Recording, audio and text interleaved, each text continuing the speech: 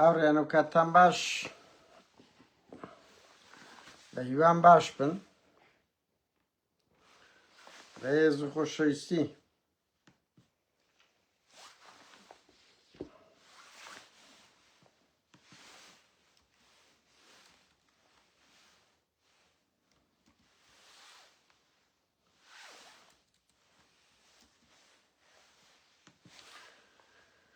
چۆن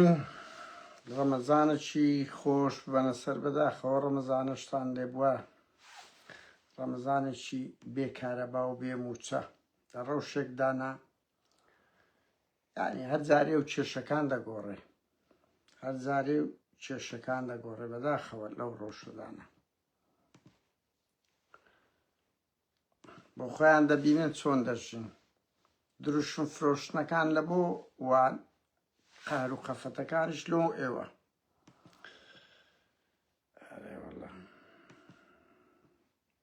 بەڵێ خێر بێن سەرچاوی ئەمە هاوڕێیان ئێستا دەست پێ دەکەین.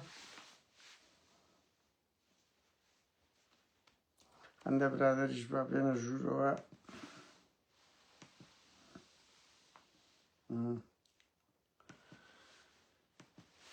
بە هیوان باش بن.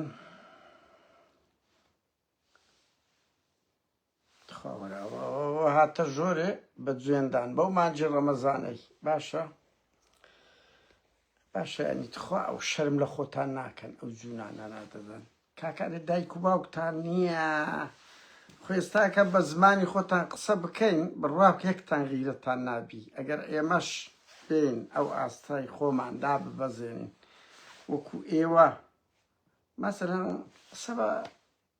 شێخکامەی پیرۆزیتانە، قسە بە مەلا مستەفای برێم بەرمینە، قسە بە تاڵەبانی بڵێم، قسە بە باوکت بڵێم، پێت خۆشە؟ یعنی قسەی ناشیرین هەموو کەس دەتوانی بیکە، خاستەنە سوسیال میدیای تۆ لە کوردستانی، من لە سویدم. هەردەکەیەوە خێربێن سەرچاویتە کۆمەلگایەک دروست بۆ بڕوا بکە، ئەو ئەخلاقە لە ناو کۆمەلگای کوردی نەبووە، نەگفتوگۆ دەزانێ. یعنی با نەچینە سەر ئەوەش زۆر چ دەکەن بیکەن. ئێمە لەو 25 ساڵەی ئەوروپا یان لەو 12 ساڵی کە سوسیال میدیا بەهێز بووە،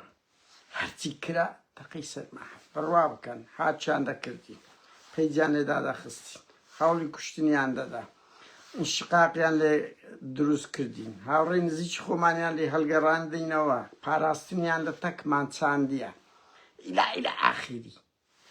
هەمووانە تەسیری لەمە نەکرد. هەڵاگەمان لە دەستە، ئایندە شەر بۆ ئێمەیە، هەر بۆ ئێمەیە. هاوڕێیان بڕوا بکە لە ژیان ئەوەی دەیباتەوە، تەنیا ئەوانن کە کۆڵ نادەن، ئەوانن کە لە بەرەی خەڵک دەمینێنەوە، تەنیا ئەوانە دەمینێنەوە. ئێستا هاوڕێن بەس 1 دقیقەی دەست پێ دەکەین ببورن، نامەوێت کاتتان زیاتر بگرم. ئەرەندە سەرنج هەیە، دەمەکە قسەمان نەکردیە، ماوە زەرورە قسە و باز بکەین. ئەگەر شتێکە بێت یارەگە شت نەبێ ئینسان لۆ بێ قسە بکە، بە جددیە. من لەو نەوعانەم، ئەگەر بابەتێک نەبێت لۆ ئینسان بێ قسە بکاتن، سەرنج بدا، ڕەخن ئەوە بکە سەرچاوی ئێمە.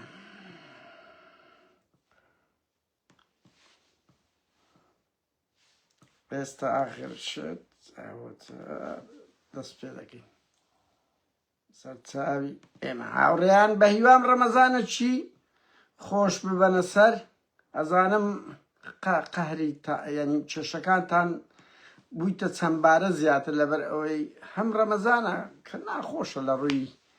ئەوەی چەندین کاتژمێر ئەوە دەبی، ئەو وەرە کارەبان نەبی، وەرە بێموچەیی بی، وەرە شەڕبی، وەرە درۆن و تیارەش بێ و بڕوە. یعنی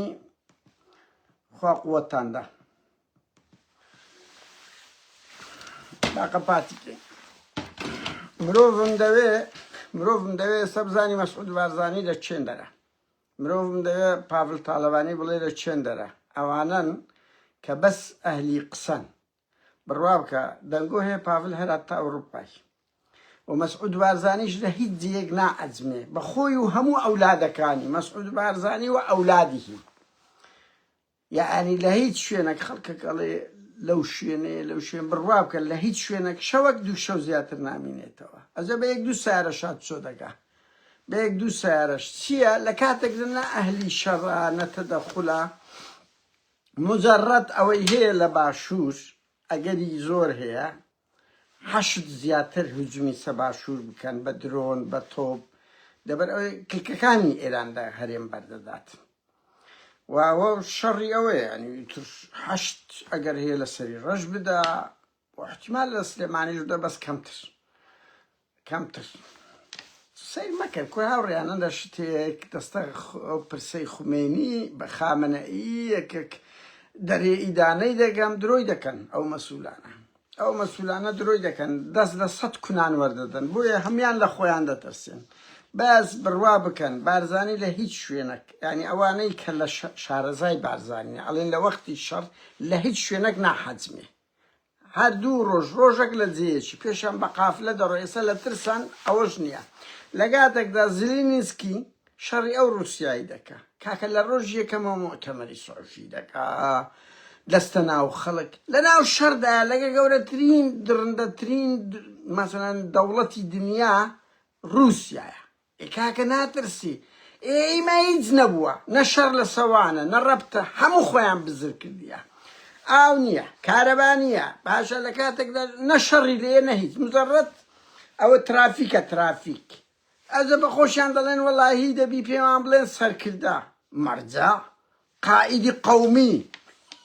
تخوا بە قائیدی قەومی ئەوەندە ترسنۆک بی خۆی بشارتەوە دەنگە چی نەبی وتارە چی نەبی لێدوانە چی نەبیتن نێتەنا ئەو خەڵکەی لەو گۆڕێ بەردەدەن لە وەختی ناخۆشی وەختی خۆشیەکەش ئیتر هەر ئەوانن ها بەس لە کاتێکدا قائیدە و قائیدە ئێستا مەسەڵەن خامنەئی بە هەموو فاشێتە چێوە بە هەمووەیەک کاکە ینی ئینسان ئەو سەدام دوو دوژمنی هەرە گەورەی کوردن بەس ئینسان ببورن خۆ ئەومە هەر ئەوەینە لە بیرمان دەچین ببورن بە دەنگەکەمان سافتر کێ سافتر ئێستا باشتر دەبی دڵنیام یعنی ئەو دووە بە هەموو تاوان و جەریمە چەند کە هیچ پاساوەک نییە لە بۆیان سکاکە لەگە خەڵکێکی خۆیان بوون سەدام بەرەوە پەتی خەنارەم بردرا وەڵای کاکە گەورەترین یەکێک لە جەلادە هەرە گەورەکانی کورد بوو بەس نەترسە خامنەئی نەترسە یعنی بە ویژدان بڵێن بەڵام جەلادن ئی هەندێک نی چەپتەیان لۆ لێدن کاکان دێکەس دەرێ وەڵە باسی مام هەژاری کردیە وەڵاهی لە چاو داگیرکەرەکانی کە نەرمترە یعنی تێم دەگەی جینۆسایدی نەکردیە بەڵام 2000 و 3000 هەموو ساڵێ بەز ئەدام کردیە ئەی براڕۆ کورا وەکو من و تو گەنجی وەکو من و توی بردیە سا پەتی قەنار لەسە ئازادی هیچ شتێکی ئەوە نییە بەس ئیمە هیچ نییە هەرێ هات لە وەختی خۆشش ئەبێ میلەت شۆڕش جێڕ بێ و قارەمان بێ بەهەرحاڵ ئاوڕێیان بەلێ بچم من دڵیشم زۆر بە یەک شت خۆشە بڕوا بکەن شەڕ کارە سات ماڵوێرانی یعنی ئینسان ئەگە بەدیلی شەڕ هەبیتن یعنی کە دەڵێم بەدیلی شەڕ نەبی یعنی بەدیلی شەڕ هەبی شەڕ زۆر کارە ساتە هیچ سوادەی نەبووە بەڵام کاتێک تۆ دەبینی 48 ساڵە ئەو ڕژێمە بە ئاگر و ئاسن لە خەڵک دەدا 5-6 ساڵی ڕابردوو 4 خەڵک بە ملیۆنەها هاتە سەجادە بە دەیان هەزاریان شەهید بوو هەر ئاخر 12 لۆ 15,000 تەقدیرات هەیە خەڵکیان شەهید کردیە کاکە سەرکەوتوو نەبوون لە گۆڕینی ئەو ڕژێمە یعنی بەجددی ئەمە لە خەڵکی باشوور لە ڕۆژ باشوور یعنی دەبێ هەندێک شت ئەوە بکەیت کاکە ئەو هەموو کار و چالاکی و خەبات و تێکۆشانە سەرکەوتوو نەبوون لە ڕووخان هەتا ئەمریکا هات تێکەڵ چێش بوو لەگە خەباتی جەماوەری یعنی ئێستاش ئەمریکا ئەوە 4 ڕۆژە یعنی تەهرانیان سووتاندیە بڕوا بکە خوڵان بیتیان شوێن نما لێ نەدەن خەڵک ڕاناپەڕی تا ئێستا نوقتەکە چێ دەبی هەردوو شتێک هەڵکێش بی دەرکەوت خەباتی جەماوەری بێ پاڵپشتی دەرەشی سەر ناگری هێز و زەبر و زەنجیش ئەگەر ڕاپەڕینی جەماوەری لەگەڵ نەبی ڕژێمەکان ناگۆڕدرێن من دەزانم ئەگەر ڕژێمەکان بگۆڕێن مانای ئەوە نییە یعنی سیستەمەکی دادپەروەردێ بڕواو کەن ڕۆژ ئێرانیش کە زۆر کارەساترە لە سووریا و لە عێراق و لە لیبیا و لەوانە لەبەر چاردەنەتەوەی تێدایە لەبەر ئەوەی پاکستان لەولادی ئەفغانستان لەولادی تورکیا لەولادی ئازربەیجان دێ کورە هەرچی دەوڵەتە ڕووی لە ناو ئێران دەکاتن ئەوە گەورەشە چاردەنەتەوەی تێداریەک دێتن کارەساتی زۆر گەورەی لێ دروست دەبی بە هیوان کە نەگاتە ئەو دەرێت بەس قەزم بەس ئەو خەڵکە ئەو خەڵکی ئێمە کووردا ئەو کاکە 48 ساڵە دەیەوێت دەمو چاو بگۆڕێ ئەزانی بە ئینتخابات ئەوم بە بیر هاتەوە ئینتخابات چییە بڕوا بکەن 8 ساڵ سۆسیال دیموکرات یان بەرەی ڕاست دێتە سەر حکوم خەڵک دەرێ دەیان گۆڕین دەمو چاوەکان بێزار بوونە لێیان 8 ساڵ بە ئینتخابات بەبێ ئەوەی خەڵک بکوژن ئەزە وەرە 48 ساڵ بۆیە دەبی خەڵک ئەو قۆناغە ببینیتن کۆ زۆر جار کە گەنج بینیان کو بابە ژنمێنن ئەوی ژنی نابوو مناڵمێنن کاکە قۆناغەکی ژیانە دەبی بیبڕی ئەوەش قۆناغەکی ژیانە ئەو خەڵکە دەبی ببینی ببینی حەق خۆتیشی ئازادی هەبی ڕاستە لە عێراق لە سووریا ئیلا ئاخر بەس کاکە تەنەفوسەکیان کرد ئازادیە کەیە دیموکراسیەتەکەی لە چاو قۆناغی سەدام و ئەسەد بە ویژدان بڵێن یعنی بە ویژدان بۆ ئەوە قۆناغە دەبی تێپەڕیتن کەس نەڵێ وەڵاهی ئەوەی دێ خراپتر دەبێ ڕاست ڕەنگی گەلە خراپتر بێ لە عێراق لە دوای ڕوخانی مەلیشێتەوە تا ئێستا ئەوی هاتیە لەوی خراپتر بووە بەس کاکە گۆڕانکاریش وایە ینی لەو ئەمریکا لەو ئەوروپاش خۆ بە شەو ڕۆژێک نهاتێ لە تەک ئەوە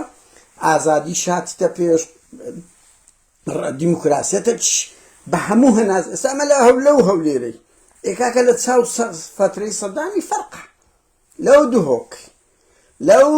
ڕۆژئاوا و سووریایی جۆلانی فەرقە خەڵک جارجار مزاهرەی دەکاتن دەبینین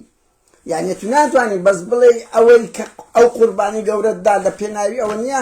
ئەوە شتشکەیە بۆیە کەس چاوەڕێ مەکە ویان بڵێن وڵی خراپترە با ئەو ڕژێمە ببینێ کاچ خم بڕۆ تو لە ژێر دەسەڵاتی بژی 48 ساڵ ساڵانە بەس بە پێی راپۆرتی ڕێکخراوەنیە دەوڵەتیەکان هەتا 30,000 کەسی ئەدام دەکەێ دام ئەی برا ڕۆ کە ئەداما لە زۆربەی وڵاتەکان نمایە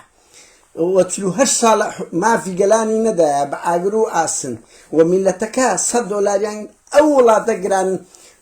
ینی پڕ لە کانزا و نەوت ئەوەی $100 15 میلیۆنە تومەنە چەندە چ گرانیەکە ینی ئەو شعبی ئێرانی کوسوو کرد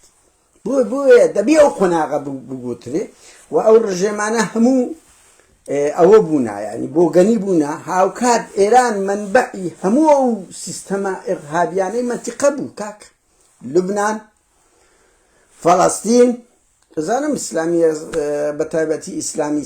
سیاسی نەک موسڵمان زۆریان پێ ناخۆشە بەس کاکە هەموو ئەو ئیرهابانەی لە منتیقە هەبوو لە عەش لە حەماس وەرە بڕۆ لە زۆربەی ئەوەکانی کە ئەو چەند وڵات هەموو ئێران تەمویلی دەکرد هەموو قاسم سلێمانی و خامنەئی تەمویلیان دەکرد یعنی ئەو بەڵایی لە ڕۆژهەڵاتی ناوەڕاست ئەو هەموو شەڕ و شۆڕ و ماڵ وێرانکاری هەبوو ئەوان بە شێریان هەبوو و ئەوان دەیانویست بە زەبر و زەنگ بە ئیرهاب بە توند و تیژی بکەن کام لەو دەوڵەتانە ڕۆژێک لە ڕۆژان سیفەتشی جوانی مرۆڤ دۆستی دیموکراسی مەدەنی ئەخر ئەوە حکومڕانی ئێرانە 48 ساڵ ئەوە 100 میلیۆن گەیشتە ئەوەندەی نازام ئەو چێ پاساوی لۆ مەبێننەوە ئەوە خاڵێک لە خاڵە زەوەریەکانە دوو هاوڕێیان خەلیج بڕوا بکەن ئەمنەوەکو گوتم قەت ئەزم لە شەڕ نییە بەس بەقەت یەک دنیای پێم خۆشە ئەو خەلیجەوە کاول دەبی ئەزانن بۆ 70 ساڵە هەرچی شەڕی دنیای ئەوانە تەمویلی دەکەن لە پشتیان هەرچی تەتەڕەفی ئیسلامی هەیە یعنی ئەوان ئەو کەلتورایان ینی ئیسلامی سیاسیان لە چاو موسڵمان دووری خستەوە خەڵک هەموو کۆی کێشەی نەبوو کەس هەتا ئاتیستەکان لە 60 لە 50 بەدواوە هەموو خەڵک تقریبا زۆربەی کۆمۆنیست بوو بەس کێشەی لەگە دین نەبوو سەرهەڵدانی ئەو بیر و باوەڕە توندڕەویان بەشی هەرە گەورەی خەلیج بوو ڕاستە ئەمریکاش تەمویلی دەکرد لە دژی شوعیەت بەکاریان هێنا کە ئەو کارە ساتەی دروست کرد بۆ زانیت بە ئیسرائیلیشەوە ئیسرائیل حەماس و جیهاد و حیزب الله و ئەوانەی هەموو دروست کرد لە دژی شوعیەکان بە ئەمریکاوە بە خەلیجەوە ئێستا بوونە ئەو بەڵایە لە بۆ خۆیان یعنی ئەوە بڕۆن بە دوهاتچوون بکەن يعني ابنهم لبونية كالشعية دراز بو سطاسطي أو بو كمكورتين بنا شعية ديكتاتورية تشي زور قوريها بو ديمقراطية تدانا بو ما في قلاني زور ناقص بو سيستما شي امبرياليان نبو لبرانبر اوان بلام كاكا يعني لدجي شعيات هستان قرنجيان با اسلامي سياسي دا او اسلامي سياسي او ارهاب و تيرور و كشتن او هنا دبرو لشيف صحفتا كان اگر اوشتانا هبو بيت خليج دقلوي كبجيري هر اوي لحفتا كانوا لأفغانستان وديارة لبو استاكنا حتى لسوريا لليبيا لعراق لهموي يورا خاصة بالي أنا دعميان ذكرت نفكريان هي نثقافتيان بيا كورنا للرياضة سركوتونا كورنا لهنر سركوتونا يعني خدمتك مروفاتيان كدي ندا هنا نشان هبوا نزانستشيان بيا بس وكواش دجين يعني برو أو دبي راستا أهرامي قوري بس همو رابواردن و بزنس و قول برينه هو أوشتاني إنسان بو خملوي بخواتن يعني بتزديمة لو خملة خليجك بخوا استويران دبيتن كدستي إيران لو نقطة خوش بي فعلا أوان لبنوا بأمريكا دالن كترامب كزماني راناو سيوا وسبي بيشتي لولا درن داوما لأمريكا إيران أمريكا كرينا بالشربكة لولا ترامب درن ولا أوان زختيان لملك الشربكة إيران دزاني أوان سرتاوي فتنة كان والي عند ده وبابا بين الشر يعني تيكا ديان قال يوكو كرد وعرب مثلا أما انتقان تشعوهم الشر مال ويراني كرت مال ويراني كرت هاوريان أو شراء تواو نابتن أو خلقاني بيانا إيران سرده كوي بروابكا زور لك دانو كانتان كرد بينيا محال بتواندري لبرانبر إيران أمريكا وإسرائيل ببردريتوا كوركا كوانا هرتي بيانو ديكا إسرائيل لغزة همو دنيا ليها تدنگ همو قلان إدانا كرتا قيسري هاد أيويستي كردي أمريكا چندین جار أو سروشي فنزويلا قرت أو يان كشت خامنة يان كشت ما تشيان زاني شر كان ناكن متحدة تهم عدين معروفك بويا وأو بيشكوتن تكنولوجيا لاي أمريكا كان هي أو هيزا هي بالرغم كان يعني تين وروسيا وأنا حمولة باش أمريكانا لبواري تسكو تقامنيو حتى المزانستو هموشتوشي بويا كس درقتي أوانا ناعي بتين روسيا أو دبينن ناويرن تدخل كان إيرانيان بفدا بخوان نويران من أود الله يملو هندي كس خوش باور مبن إيران لبرق دا وكو أويقنية دا تقتوا دس بيدا كري بشور شورا برين ونارزات يان أوتا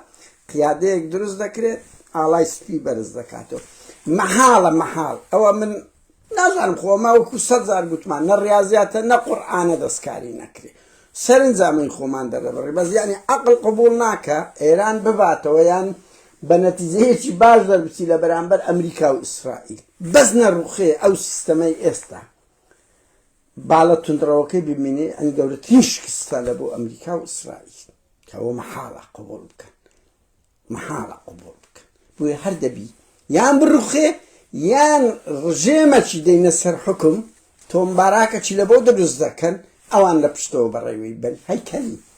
هيكلي لو دوي زياتر نيا يبتر خاتمي دينن روحاني دينن نعظانم بزيشاني دينن يعني دي سيستمك بقوره ايتر اوا محالة يعني او خوب شاندان و نارزاياتي كان دست پیدا قاتن من قلتم خبرتي خوشتان بيدلن بس يتر يعني لقانده برادر قفتگو ما كرتش شو نقنالن بس اوي استاهيا لعنده شي زور نك لعنده لچن روجي ده تو تبيو بش يشغل شهر هره گور كان آزاد دكري دفتر رانيي اوا باشوش شهر شي گورشا اماده كاري شي لبكره يعني لبروي يعني أول هنيني أوريان تزاني عندك كسي من مثلا أو كو دك كاكا ونهنيني إيران صدقاتي قادر نادر زانياري هي لهم قلاية كان لهم شو كان ترامب دين تلفون وبارتي وشتي تكا دويني بيري جنجني يعني برو إيش كان ترامب بلاجش دكاش هەشت ساڵە مەسرور بارزانی قسەی لەگە نەکردی لەگە مەسعودی نەکردی ئەو لە هەموو حکومە ئێستا دێ دەزاتە تەلەفۆن ئیشی پێیانە دەژوی بکەن هێز هەرچی شوێنی کوردیە من 3 ڕۆژ لەمەوبەر باسم کردەوە دیارە لە شارە کوردیەکان تا فروتونای وە هێزە ئەمنی و ئیتلاعات و پازداران دەکرێت یعنی لۆیان تەسفیە دەکەن تەسفیە هەیبەتیان دەشێنێت وەرە لە هەولێرە لە سەری ڕەش بدرێ لە هەولێرێ بدرێ لە لق بدرێ لە ئەنجومەنی وەزیران بدرێ خەڵک دێتە سەجادەی دێتە سەجادەی تۆ سیرکە یعنی ئەوڕۆ من هاتم لە شنۆدرە لە خانەی دوێنێدرایە لە مەریواندرایە لە مەهابادرایە تەرکیزێکی زۆریان لە دوای تاران تاوان تاران نمەرەکە تاران ئەسفەهان ئەوانە بەس لە دوای تاران ئێستا لە خاچی کوردستان دەدرێت ئامادەگاری دەکرێت لۆ ڕزگاری لۆ خۆپشاندان ئەوە سەهل لۆیان سەهل دەکەن سەهل یعنی جارەکەی تر ترامپ خیانەتی کرد بەڕاستی لەگەر گەلی ئێرە وتی بڕۆن ڕاپەڕین دە 12,000 شەهیدیاندا و هیچی نەکرد بەس ئەو جارێک گوتی لە ماڵ بن جارێ مێنە دەرێ بەس لە دوێنێەوە دەستیان پێکردی یان دەڵێن وەرن خۆپشاندان بکەن بەس تا ئێستا خەڵک ئیستیجابەی زۆر نەبووە حەق خۆی سقەی دۆڕاندیە یعنی سقەی دۆڕاندیە بەڵام لە منتیقە کوردیەکان بەش بینن ئەوەی ئێستا من بزانم یعنی من بزانم ئێرانیش دەزانی وهەنیە خۆشتەکە نییە لێچێک لە شارە گەورەکان ڕزگار دەکرێت ئیتر وەکو دڕانیە دەبتە دەواازە لە هەموو شار ماندیان کردێ کاکە سەرچی گەورەیان هەموو لێک ئەوە کرد سەرکردا تاکە ئێران تاکە وڵاتەکە کەس ناوێری بتە سەرۆک کۆمار ئەوە ئیمام مرشدی ئەعلایان وەزیری بەرگریان وەزیری ئیستیقبال خەڵک لە کوردستانی باشوور دەبتە فەڕاش بەری نادا دەبتە مامۆستا ئیتر مەسەلەن بەری نادا کاکە لە ئێران ڕئیس وزەرا وەکو تومەنە وەکو لیبەیە ئەوەندە هەرزانە کەس نایەوێ نایانی بیدێ مەزاد کەس بە بەلاش نایەوێ دەترسێ کاکە بە 2 ڕۆژ لە ناوت دەبات ئەو کابرای وەزیری بەرگریە فەقیرەی یعنی 48 ساعت تێنەپەڕی تاکە وەزیرە لە هەموو دنیا وەزیری بەرگری بڕواو کە 2 جار لەسەر کورسیدا نەنیشتێ 2 بڕیاری پێدەر نەکرایە کوشتیان کەس ناوێری ببتی بۆ ینی هێزیان نەهێشتیە ڕاداریان نەهێشتیە سەرکردەیان نەهێشتە کاکە لە هەموو شوێنە کە شەڕ دەکرێت یەکەم جار جوندی دەکوژێ هجووم دەکرێت ئەوە یەکەم جار کشمەلیچی کرد هەرچی تابقی سەرێ بوو سەرەکەی بڕیەوە ئێتون بە تەمای بەوەی بە ئێران بباتەوە ڕاستە ئێستاکە بریندارە وەکو بریندارەکە ئیتر ئەوە دەکە بەس لە پڕەک نییە وەکو چوپی فەز دەبتەوە تەواو کۆتایی دێ ئەوە نقاش هەڵناگری کەسش نازانی لە دنیای سیاست مستحیل هەیە ینی بە جددی جاری وایە سەتایەکێ وەکو تۆپانێ لە دەقەی ئەخیری بەس گەرەک مەحاڵە ئەو وەزعی ئێستا هەیە کاکە شارەکەم گۆ ئەنی چ دەبینێ لە بۆ من دویان لە برادر وتیان مەڵێ لەگەرەوەی ڕەنگی ئێران بەخۆشی دەزانی بەخۆشی شارێکی بچووکیش نییە لە بچووکەکان نییە دەست پێ دەکرێتن دەست پێ دەکرێت یعنی ئەتو ئینسان دەبی وەکو شتەکان لێکداتەوە دەبینی 3 ڕۆژە تەیارەی ئەمریکی و ئیسرائیلی لە ئیطلاعات لە سوپای پازداران هەموو لە مزگەفتی خۆیان دەخەوێنن لە تەرسان لە مەکتەبەکان خۆیان شارتەوە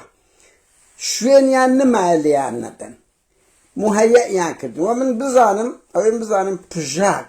یعنی پەکەکە بە هەموو بەشەکە پژاک و پەکەکە و یەپەگە و نازم ئەو ناوانە ناو بە 1 دقەی بە 1 بڕیاری بە 1 بروسکی پەکەکەی دەبیە پژاکی دەبیە یەپەکە ئەوە نییە یعنی جێگەری ئەو کچەی با باسکەین گلەیش بی لە برادرانی پژاک یعنی ئەوەی هات تەعالفی هاوپەیمانی حزبە کوردستانەکانی هینا پێکینا لە پژاک کچەکی باکووری بوو کچەکە خەڵکی باکوورە ڕیزان جاوید هاوسەرۆکی پژاک بوو ئێکاکە لە باکوور شەهید بوو ئیوان وایە بەس لە هەمووان منەظەمتر بە ئیرادەترن و جەماوەریان زۆرترە بە تایبەتی لەو لورستان و ئیلام و کرماشان و مەریوان و ئانە لە هەمووان بەهێزترن ئەو حزبانەی تر داتەپینە دا باشوور ئەوانشی داتەپاند وطاقة شور شخبات يعني إيران لوان لها موان زيادة إطلاعاتهم أو يعني بشش يعني من إنسان نابي بأوغلس وخلش زورتي وشرنا وديمقراطي وبش كوملك يعني شيء بلام يعني ما عندي بنا أوان بويا هذي بزوينر أو منو إيوالنا ويوم بزان بشاك يعني ديناموش باشي داناوا أوان لها موان بهستر دبن وظروفك لو يعني لبارة وأمريكا وأوروبا لها ما زيادة أمريكا وأوروبا وإسرائيل لقوا بشاك يعني لقوا خطأ إيش لك أنها ما زيادة أوري عنده أنشد قبلهم وكوكتم يعني يعني لو يقدروا لو ستار روج سي روج تارا بينزا من نازم يعني إيران دروخي انهيارك لا برات شكو برجنا عقري كاكا أتو بقصة خوشة يعني أوروبا اللي ألمانيا فرنسا بريطانيا أمريكا بوزل هزاتي خوي كوزل هزي الدنيا إسرائيل لها مشتك لا ولا تهرب يشكوتك أنا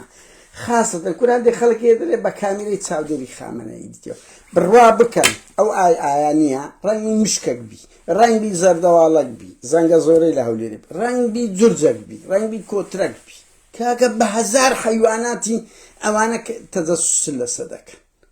أو موديلا نما أنا فرق بها قاعني استخبارات كرت ما شكل لو دنيري أوندا لو دنير تجوري تصوير الدكا دنگ الدبا أتتست بيركري لقر أوي تكون شكت لبودتي يعني بتزديما ماشي أوندا أو يقيت لاو ماشي أبر أويت كا زرزا كيلو دنيري مشكا كيلو دنيري كوترا كيلو دنيري خوبا عندي تيتا كاكا تون شر جورتني ولاد التكنولوجيات بيدكري بويا يعني روخانا يعني أو ترجمة دادي وكو عراقي بيستكان مندوبة سامي لبو دادن دري لإيران بري ودتي هاوريان من أول رأي منه معناه ونيا قصي مش وكو قلت معنا آيات القرآن نرياضيات يك زائد يك دكات ما قابلي غلطة بس همو سيجنال جنبه وأراسته إيران تواو خاصة أورو ترام رايق يعني وتي تعزد رنجة قفتو قولا قريام كي طبعا فيلش يعني كردن من دم يوش بلهم أو كاتيان بيكوشتن تانيا أمادا كاري خوان كردن دقر ما يقفتو كو أو إيران شرف كندي وقاسم لوي هادو أو شهيدة دياري كرت لقر ما يقفتو بشهيد كرت أو أمريكاش لقر ما يقفتو بو خامنة إيو تاقمين سروي سربارات يعني أو فتفري إيران لا كردي كرت أمريكا وإسرائيل لا أويان كرت لا خامنة إي وزيري برقري وزيري استخبارات وبصفاي بازداران علي شمخاني إلى لو تاقمي كرت أو أوان كرت يعني لا كردي يعني كرت هما اشتان لقا كرت نو لقر ما يقفتقو بولي عنده أما دكاري يعني كرت كتسر كساتي دعاد وخونة كرديش بو أو ريان منصور بيسا والله لا كوسرو بكالك معنا كركا كتسلوهاش صالة أو ملتي تصوصين توا أو قلق ويران كرت كرد نكهر كرت أو همو نتويا أو سيستما همو روشالاتين أو راسي ويران كرت شرم لخود بكا يعني أزموني تسلوهاش صالي أو حكم رانيا ولا بين بلا لمنطقة السودة شيابا بلان بلا هيت قازان زينب ولا بو كرت هيت قازان زينب و ستايك ودو تبي مثلا بابا ستا بينزيان باشوي ستا نوتو بينزي خراب أو سيستما برار رو خلق ليلة بوكو قلتن بتسار صالة ودا بيو تسلوهاش صالة لحكم رانيا حكمي ملالي زاني لا أفتاو هشتو وأنا خلق سر لناودا بنا سجادي فتواي خميني برودوي ليقرب بروا أوش قران كاري لمنطقة دروز دبي هندا شتيل دا لدروي أمريكا وإسرائيل يجدرتي هو مشتك بزوق قوان نابي هاوران دوان شتيش بلن لسا مسعود بارزاني بري مسرور بارزاني حكم راني شي دروز كرديا والله نظمتو هو هش صار حكومتنيا كار برای کرشی با کیف خوی راده بیاری نه انجمنی وزیران نه پارلمانی هشت بعد همون سیاستی مسئول بارزانیه کابرای چی نه ازمون تندرو اهل سیاست نیه درک او برتای لکردواری لبو هیچ تک بکلک نه مسئول رای یعنی کابرای چی فاشل بو سیاست خارجی کل باشوری تفرتونه کرد اقتصاد معاشی پێ نادری کاکە بەو ڕەمەزانەی ئەوەندە بێویژدانە 120 ملیاری نەدا ئەوە خەنی بوو بۆ شەڕ لە عێراق تەواو ئێستا هەنجەتەکی باشی کە تەبەردەستی پارەکەی نەدەدێت لە عێراق مشکلەیە 2 هەفتەیە دەبوایە بنێری بەو ڕەمەزانەی کوراخر خەڵک هەیە خێری پێدەشێت خەڵک لەو ئەزمەدایە یعنی فەشەلی هینە کارەبای پرۆژەی کارەبای ڕووناچی کاکە تا ئێستا لە ئیسرائیل و لە هەر 11 وڵاتی کارەبا هەیە لایما بەس ترافیک کارەبا نەما بەجددیەوە چ حکومڕانیەکە چ حکومڕانی دەست قۆناغی لامپا و فانۆسی دەست پێ کردەوە یعنی بەجددی ئەوە فەشەلە بەس کاکە لۆیان چوتە سەری هەموو شەریکاتی کردە پریڤات ئەو هەموو پارەی کارەبایی وەردەگرین هەموو کەرەسەی حکومەتە مۆزەف کارەبا بەس مجەڕەد پارە وەرگرتنەکەی دەستە پریڤات تەندروستی هەروە لە یعنی لە هیچی نەجاعەتی نینە لە ئازادی سیاسی لە ئەوروپا کەچی بەردەوامیشە دەژێدەی پێم بڵێن وەڵا سەرکەوتوو بوو کوڕە وەڵی بە خۆت و بە بابت و بە باپیشت فاشلی کوڕی فاشلی یعنی بەسەوێقی ئەو میلەتەتان گرتی ئەوەی وای لەو ئێرانە وێرانە ئەو ئێرانە جوانەی کرد سیستەمی دیکتاتۆریە سیستەمی هەر لە ڕەزا شاوە بگرە تاوەکو ئەو مەلالی و ئاخوندەکانەوە کە ئەو شانە و شەی عەفتاکانە ئیکاکە لە سیستەمی دیکتاتۆری ئەوەی لێ بەرهەم دێت تۆ سەیر کە ئیسرائیل بە هەموو کەم کورتێکی ڕئیس وزەرای دەداتە دادگا لە گەرمەی شەڕ ئینتخاباتی خۆی ناکەی ئەو هەردوو ساڵا و بۆ ساڵ و نیوە ئینتخابات کرایەوەی کردیە معاش نادا کارەبا نییە ئاو نییە یعنی باشە بە چی هەیە یعنی بە چه حکوومەتی مەسرور بارزانی قوبات تاالبانی پاڤل تاالبانی بەقەیفی خۆشتان ئەو پارەی دەدزن کاکە بەس بە پارەی کارەبای 120 ملیارەکەتان پێ تەرتیب دەکرا ئەزانی چی پارە لەو میلەتەی لە زەری بە وەردەگرن یعنی تۆ وەرە 120 ملیارت پێ نەنێردرێ ئێ کاکە پێم بەڕێوە ناچ تۆ دوو پیاویتکەی لە ناو کورت هەر هەیە بەڕێوەی ببە بەس ناژنێری میلەتیش لەو برسی بوو نەش دەژێنی یەک فیشەک نەتەقایە کارەبا بنمە یەک فیشەک نەتەقایە ئێپا بۆ حکومەت دەبێت پلانی لۆ 5 ساڵ لەمە 5 ساڵ پێش دواتر هەبی پلانی لۆ شەڕ هەبی چی هەیە هیچ هەچ بڕۆ باشۆ یعنی لێدا لە هەولێرە دەرێ لێ خوڕە بەکەیف خۆی لێ دەخوڕی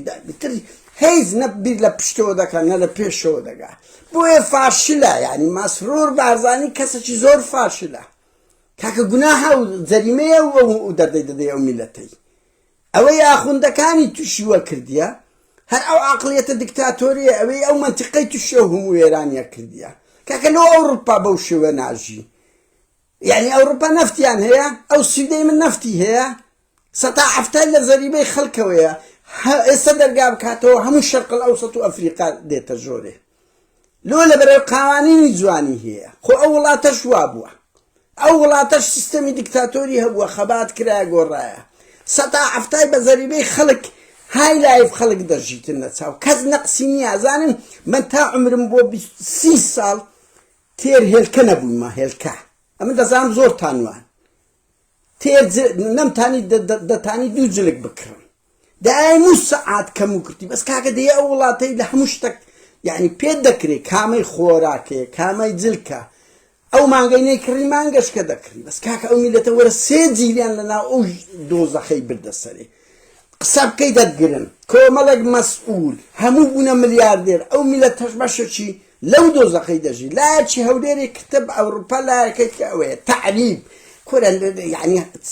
ئەتا سبێنێ بژمێری تەواو نابی دەژێ ئەوی قسە بکە خائینە کورەوە بە خۆتان خائینە حتا پێتان کرا جاشسیغە مالیشی نازانێت یعنی تەواو نابی ئەو ڕێیان باوەتان نەکەم من دڵنیام لایڤی داهاتوو کە دەیکەم ئەگەر کردم شارەشی کوردستان ڕزگار بووە شەوت شات